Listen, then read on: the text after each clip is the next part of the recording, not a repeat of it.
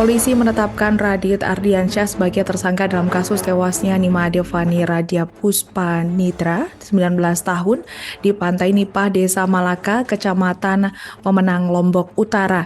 Nimade Fani Radia Puspa Nitra merupakan mahasiswi Universitas Mataram yang ditemukan tewas pada Rabu 27 Agustus 2025 dini hari usai pergi bersama Radit.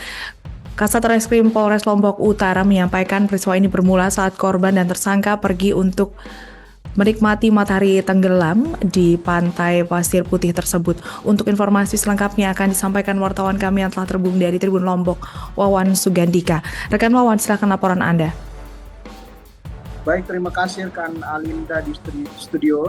Bisa saya informasikan memang beberapa waktu lalu pihak kepolisian Polres Lombok Utara telah melakukan atau mengadakan jumpa pers terkait pengungkapan atau terduga pelaku di balik kematian satu di antara mahasiswi Universitas Mataram atau Untram, yakni Nimade Fani Radia Puspa Nitra yang ditemukan meninggal beberapa waktu lalu begitu di satu di antara pantai atau pantai Nipah yang ada di Desa Malaka, Kecamatan Pemenang, Kabupaten Lombok Utara pada tanggal 27 September tahun 2025 lalu.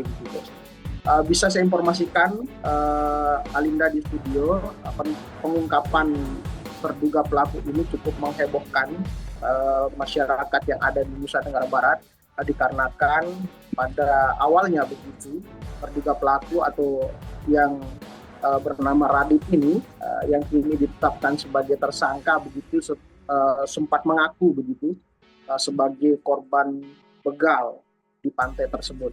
Dia juga mengalami luka serius begitu. Radit ini mengalami luka serius di bagian wajah dan sempat juga mendapatkan perawatan intensif di rumah sakit Bayangkara beberapa waktu lalu.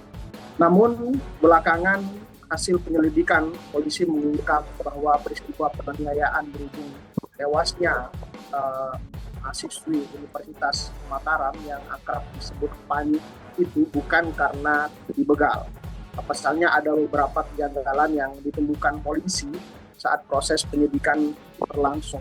Utamanya pertamanya mengapa kemudian pelaku membiarkan Radit dalam keadaan hidup tidak langsung dibunuh, itu menjadi salah satu kejanggalan yang kemudian membuat pihak kepolisian dari Polres Lombok Utara untuk lebih intens lagi menggali barang bukti di tempat kejadian perkara dan mengulik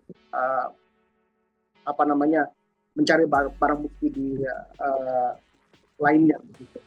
Kejanggalan lain yang ditemukan juga Alinda bisa saya sampaikan bahwa polisi ini menemukan begitu keberadaan antara korban dan kekasihnya yang berjarak sekira 200 meter. Kemudian ditemukan jalur lain yang dilewati tersangka yang diduga menjadi alternatif atau menjadi jalan korban dalam hal pelaku maksudnya dalam hal ini menyeret korban dari lokasi awal. Karena tidak adanya saksi lain yang melihat kejadian ini, pendekatan yang dilakukan penyidik untuk mengungkap kasus ini dengan pendekatan psikologi.